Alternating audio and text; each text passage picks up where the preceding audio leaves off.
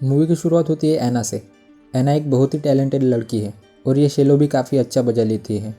कमरे में उसके स्टेप फादर आते हैं और उसके साथ ज़बरदस्ती करने लगते हैं। एना उसको मारना नहीं चाहती, बस उसे अलग करना चाहती है और उसके बाप को धक्का देती है, जिससे टेबल पर रखे कांच से उसकी मौत हो जाती है। और यहाँ से मेन कहानी शुरू होती है। अगले सीन में एना कोर्ट में है और अपना बयान दे रही है। जज उसे 4 साल की सज़ा सुनाती है।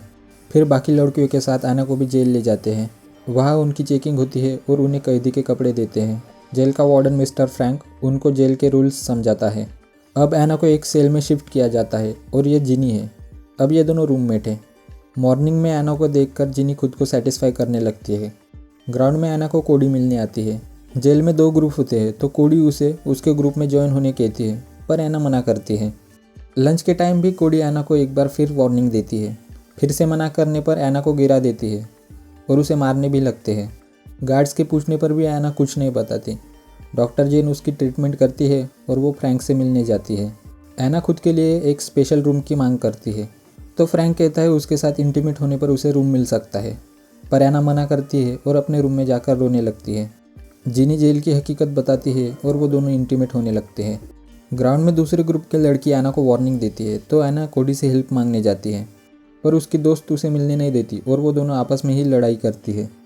अगले सीन में कोडी एना से मिलती है और कोडी के कहने पर उस लड़की को मारने जाती है।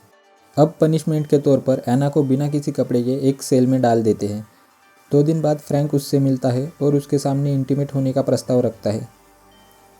एना मान जाती है, नहीं तो फ्रैंक उसे 1 महीने के लिए सॉलिटरी रूम में बंद करने वाला था और एना ना चाहते हुए भी उसके साथ इंटीमेट होती है। कोडी एना से कहती है कि जब जेल में नई लड़कियाँ आएगी तो फ्रैंक तुम्हें भूल जाएगा। कोडी और एना नशे करते हैं और इंटीमेट होने लगते हैं। अगले दिन एना की मॉम उसे मिलने आती है। अभी भी उसकी मॉम उसे ही दोषी ठहराती है, जिससे एना को गुस्सा आता है और उसे जाने के लिए कहती है। ग्राउंड में एना के साथ फिर से फाइट हो जाती है और इस बार फ्रैंक उसे नशा करवाता है और एना के साथ इंटीमेट होने लगता है। एना पहले से ही फ्रैंक से नफरत करती है और ये गुस्सा जिनी पर निकालती है, जिससे जिनी का होठ कट जाता है। इस बात पर गार्ड उसे फिर से फ्रैंक के पास ले जाते हैं और वही होता है जो आप सोच रहे हो। फ्रैंक फिर से उसे सॉलिटरी रूम की धमकी देता है और उसके साथ इंटीमेट होता है। फिर से गुस्से में एना नशे करने लगती है। अब तो उसे नशे की लत लग जाती है और वो दिन रात नशे में रहने लगती है। अगले दिन नहाते समय दूसरे ग्रुप की लड़कियां आकर एना को मारती हैं। डे बाय डे एना नशा करके कमज़ोर होती जा रही है और वोमिटिंग करने लगती है। जेनी उसे ड्रग काउंसलर के पास जाने का सुझाव देती है, पर एना बड़े ही पोलाइट वे में उसे इग्नोर करती है।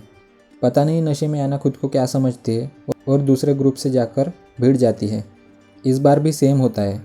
एना को सॉलिटरी रूम में बंद किया जाता है। एक दिन बाद फ्रैंक उसके साथ इंटीमेट होता है और उसे छोड़ देता है। इस बार भी गुस्से में एना नशा करती है और उसे वोमिटिंग होने लगती है। एना अब से नशा न करने की शपथ लेती है, पर नशे की आदत होने से उसकी हालत और ख़राब होने लगती है। उससे रहा नहीं जाता और वो नशा कर लेती है। कोडी वहाँ आकर उसे नशा करने से रोकती है, पर नशे के लिए तरसती एना खुद की जान लेने लगती है। गार्ड्स वहाँ आकर उसके हाथ से चाकू छीन लेता है और इस बार 1 महीने के लिए उसे सॉलिटरी रूम में बंद करते हैं। ड्रग्स ना मिलने पर वो खुद की जान लेने के लिए अपनी नस काट देती है। गार्ड्स के नोटिस करने पर उसे ड्रग काउंसलर के पास ले जाते हैं। वो एना से कुछ सवाल पूछती है। फिर एना को एक वार्ड में शिफ्ट किया जाता है। ठीक होने तक एना हॉस्पिटल में ही रहती है। एक दिन फिर उसकी माँ उसे मिलने आती है। उसके मॉम को एना के साथ जो हुआ उस पर अफसोस होता है। अगले सीन में वार्डन के बुलाने पर वो उसे मिलने जाती है। अब एना ने नशा करना बंद किया था और नशे से दूर रहने के लिए वो अपना जिस्म फ्रैंक को दे देती है और फ्रैंक को भी तो यही चाहिए था। अपने रूम में वापस आकर वो जिनी के साथ इंटीमेट होती है। एना कोडी के ग्रुप को अलविदा कहती है और अकेली अकेली रहने लगती है, तो कोडी उसे फिर से तंग करने लगती है। अब टैलेंट शो में प्ले करने के लिए फ्रैंक एना को शेलो देता है। एना अकेली रहने लगती है तो कोडी को ये हजम नहीं होता और वो फिर से उसकी धुलाई करती है। इस बार एना कोडी का नाम फ्रैंक को बता देती है। एना फ्रैंक से भी तंग आ चुकी थी और फ्रैंक की शिकायत करने डॉक्टर जेन के पास जाती है, पर फ्रैंक ये सब सीसीटीवी में देखता है। फ्रैंक को लगता है कुछ गड़बड़ है, इसलिए जेन को जान से मारने के लिए कहता है। अगली बार वो अपनी जान गंवा देती है।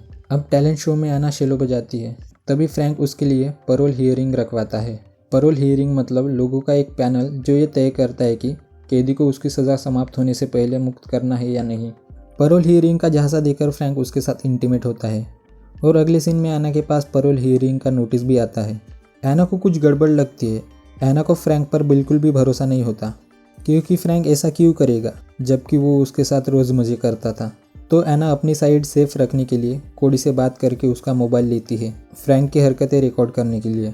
अगले सीन में एना सपना देखती है कि वो वीडियो रिकॉर्ड कर रही है और फ्रैंक उसे देख लेता है और उसे इलेक्ट्रिक शॉक देने लगता है। दूसरे दिन एना फ्रैंक से मिलने जाती है और उसके साथ इंटीमेट होने लगती है और वो वीडियो बनाती है। अब पैरोल हियरिंग का दिन आता है। वहाँ कमिटी एना से कुछ सवाल पूछती है, पर फ्रैंक हरामी मानुस की तरह पलट जाता है और एना की बुराई करने लगता है। तब एना वो वीडियो उस कमेटी को दिखाती है और फ्रैंक को गिरफ्तार किया जाता है। कमेटी के बीच एक मीटिंग होकर अब एना को जेल से आज़ाद करते हैं। बाहर निकलकर एना अपनी मॉम से मिलती है और अगले सीन में शेलो बजाते हुए मूवी एंड हो जाती है। अगर आपको ये वीडियो अच्छा लगा तो आप यहाँ क्लिक करके ऐसे ही वीडियोस देख सकते हो।